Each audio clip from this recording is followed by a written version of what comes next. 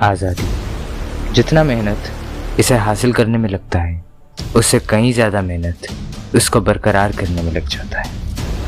और जब बात अपने मुल्क की आज़ादी पे आता है, तो जो निडर होके दुश्मनों को ईंट का जवाब पत्थर से देता है और अपनी जान की कुर्बानी देने के बाद भी वो अपना नाम को हम सबके सीने में अमर करके जाता है, उसे हम सिपाही कहते हैं। अगर बात भारत की आज़ादी की करें तो आज हमारे आज़ादी को 75 साल होने आए, लेकिन 1962, 1965 और 1999 जैसे कई धोखे की कहानी आज भी हम सबके दिल में जिंदा है। क्योंकि ये सिर्फ एक जंग नहीं था, ये एक लड़ाई था जिसमें किसी माँ ने अपना बेटा खोया था।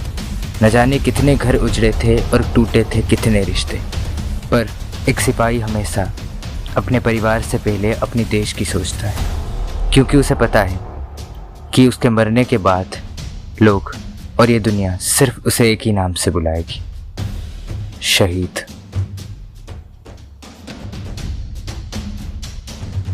ये एक शब्द काफ़ी है किसी को भी उनकी शौर्य और बलिदान की गाथा सुनाने के लिए, पर ये कहानी बाकी सारे बलिदान की कहानियों से थोड़ा अलग है, तो आखिर तक ज़रूर सुनिए।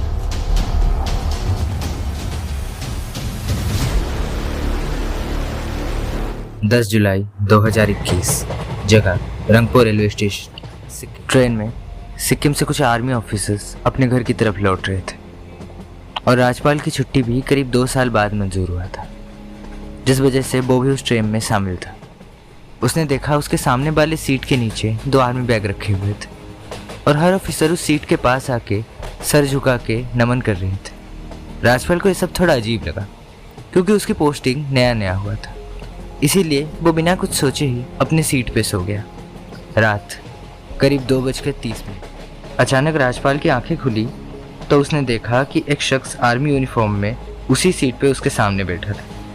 तभी राज्यपाल उससे पूछा, क्या आपका भी छुट्टी मंजूर हुआ है? वो आदमी मुस्कुराया और उसे बोला, तुम्हारा नाम? कैप्टन राजपाल सिंह।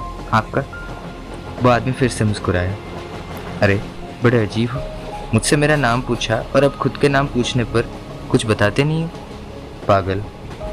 बस यही बोल के वो फिर से सो गया। जैसे उसने सुबह उठा तो उसने देखा कि वहाँ रात में बैठा शख्स सुबह गायब था और वो बैग वहीं पे था। तभी वो भाग के गया और अपने सीनियर ऑफिसर को इस बारे में जैसे ही बताया, उन्होंने कहा, बड़े किस्मत वाले हो तुम, जो तुम्हें उनके दर्शन मिल गए। राज्यपाल हैरान था।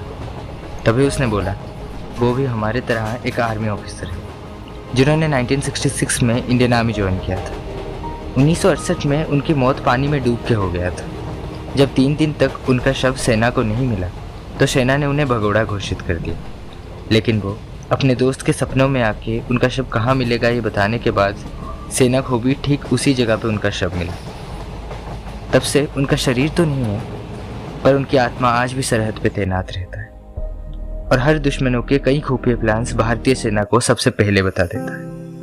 और अपनी मौत के बाद भी अपने कर्तव्य निभाने वाला ये सैनिक और कोई नहीं बल्कि हमारे जाबाज सिपाही बाबा हरभजन सिंह है, जिनका जिंदा होने का प्रमाण आज भी भारतीय सेना देती है। और इंडो चाइना बॉर्डर पे बनाए उनके मंदिर में आज भी हर सुबह उनके कपड़ों पे दाग और उनके जूतों पे कीचड़ पाए जाते हैं। और हर महीने उनके नाम की सैलरी के साथ साल में उन्हें 2 महीने की छुट्टी भी दी जाती है और तब उनके सामानों को उनके गांव भी भिजवा दिया जाता है।